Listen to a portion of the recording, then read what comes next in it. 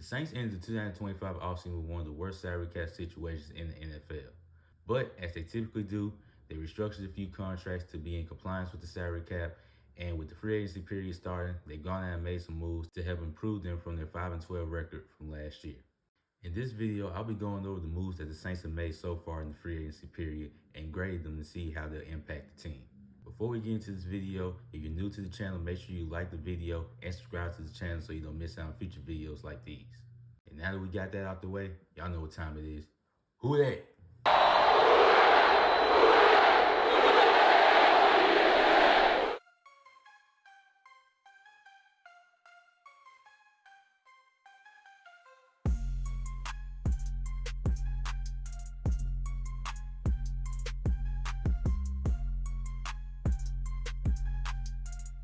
To kick off the free agency period, the Saints will trade for defensive tackle Davon Godchaux from the New England Patriots in exchange for a 2026 7th-round pick. In the 2024 season, Davon had 67 combined tackles while having 1 tackle for loss and 1 pass deflection. And while he didn't register a sack last year, he made his impact known in the run game, and that's what the Saints really needed to have another good defensive stopper to stop the run, as they had the second worst defense against the run last season. I feel that this is a good move for the Saints because, like I said, they needed a good run stopper. And with the Saints switching from a 4-3 to 3-4 defense, with Brandon Staley being the new defensive coordinator for the team, I feel Davon's going to fit in nicely and wreak havoc in the run game. Overall, I would give this move a solid A because the Saints didn't have to give up much to get him. They gave up a 7th-round draft pick in next year's draft. And like I stated, Davon's going to fit in nicely with the team, and I feel he's going to have a great season for us next year. The next move that the Saints made was re-signing one of their own guys in defensive end Chase Young to a 3-year deal.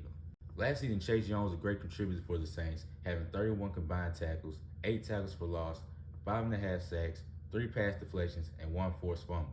Chase Young signed with the team on a 1-year prove-it deal last year, and I feel as if he proved his worth to the New Orleans Saints, and that's why the team was comfortable in re-signing him and bringing him back on the defensive side of the ball.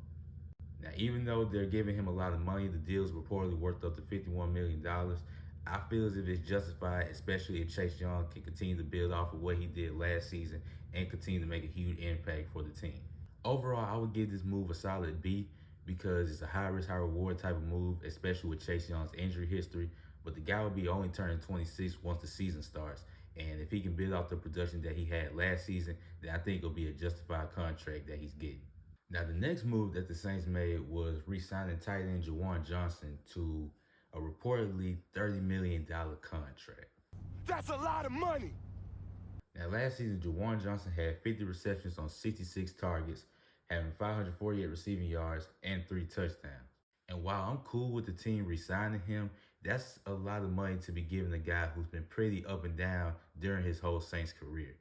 So that's why overall I'm giving this move a C, because even though Juwan Johnson has made a few big plays with the Saints, like I stated, I feel as if the money that he's getting is a lot for a guy who really hasn't done much in his career. But time will tell if he's improving, and we'll see what he can do this upcoming season. But that's enough with the Saints resigning their own guys. Let's get to a move that I was highly excited about when I saw it come across my phone. The Saints made their first big splash move in the free agency period by signing safety Justin Reid from the Kansas City Chiefs. The deal is reportedly a 3-year deal for $31.5 million. Last season, Justin had 87 combined tackles with 5 tackles for loss, along with 2 interceptions and 9 pass deflections for the Kansas City Chiefs last year.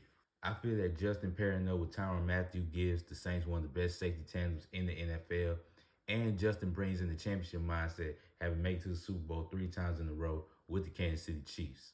Overall, I would give this move a solid A, because this is a move that the Saints desperately need to make and to help out the secondary that was a weak spot for the team last year. And Justin can also help out in the run game as well. Now, there's still a lot of holes that the Saints need to address before the season starts, but as of right now, I like the moves they made so far. The only move that concerns me is the Juwan Johnson move, but if he can just step up in the right direction, then I'll be more okay with it. I especially like the Chase Young and Justin Reid moves.